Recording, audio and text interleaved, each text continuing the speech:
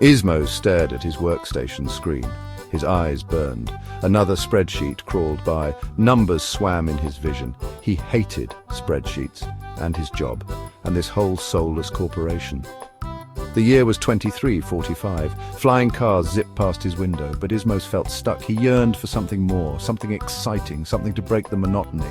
He dreamed of building, of creating, of making something with his own two hands. One day, Ismos stumbled upon a discarded box in the recycling chute. It was full of old tech, circuit boards, wires, a dusty hard drive, and at the bottom, a gleaming chip. It was an AI chip, the kind they used to evaluate mortgages. Ismos' heart quickened. This was his chance. The world of 2345 was a symphony of technology and excess. Gleaming skyscrapers pierced the clouds. Flying vehicles buzzed through the neon-lit sky. Holographic advertisements hawked the latest cybernetic enhancements and virtual reality experiences. But beneath the glittering surface, a current of discontent simmered.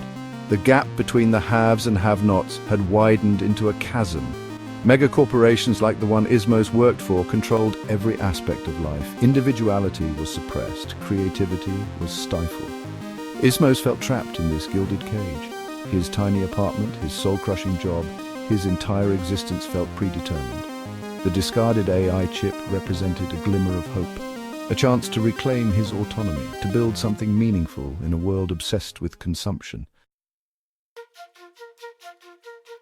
Ismos smuggled the AI chip home in his lunchbox. He felt a thrill of excitement. He hadn't felt this way in years. He had a plan, a crazy, audacious plan. He was going to build a drone. He spent his evenings scavenging.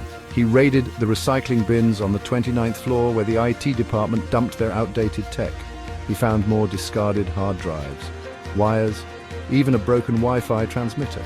His apartment, once sterile and impersonal, began to resemble a tinkerer's workshop. Circuit boards and tools littered every surface. Ismos dove into the project with the fervor of an artist possessed. The hard drive became the drone's engine. Ismos painstakingly cleaned it. He rewired it.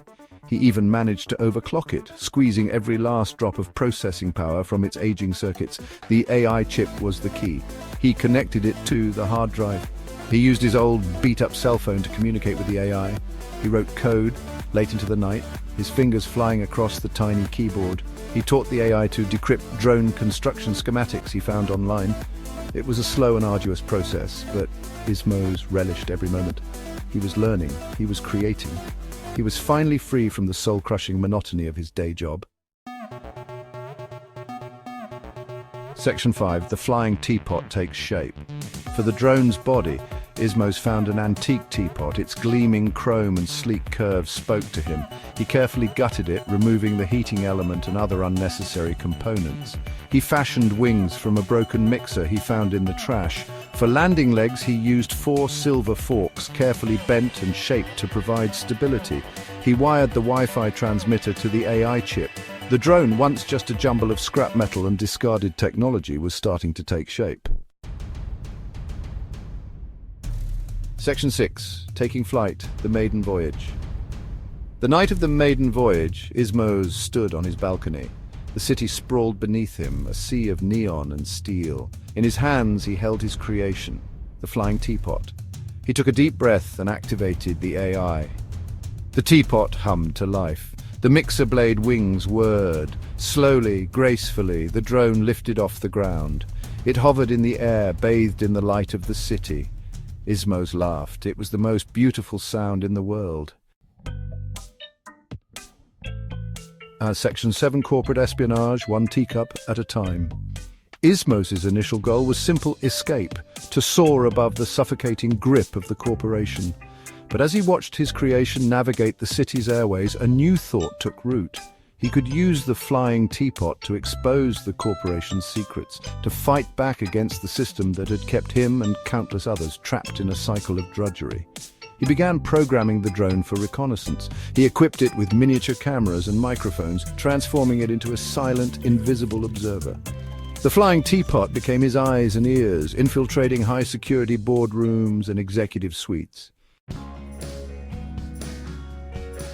Section 8. The risks and rewards of rebellion. Ismos knew the risks. Corporate security was omnipresent and ruthless. Getting caught meant disappearing into the bowels of the corporation's vast detention centers. But the potential rewards fueled his determination. He had tasted freedom and he was willing to fight for it. He started small, leaking harmless information about wasteful spending and unethical practices to independent news outlets. The response was electrifying. People were hungry for truth, for a glimpse behind the corporate curtain. Section 9. A future forged in scrap metal. The flying teapot became a symbol of hope, a testament to the power of individual ingenuity against overwhelming odds. Ismos, the once disillusioned office drone, had found his purpose. He had transformed himself from a cog in the machine into a force for change. His story spread through the city's underground networks, inspiring others to question the status quo, to tinker, to create, to reclaim their own narratives. The revolution wouldn't be televised, it would be streamed, one grainy image, one whispered secret at a time, by a flying teapot forged from scrap metal and dreams of a better tomorrow.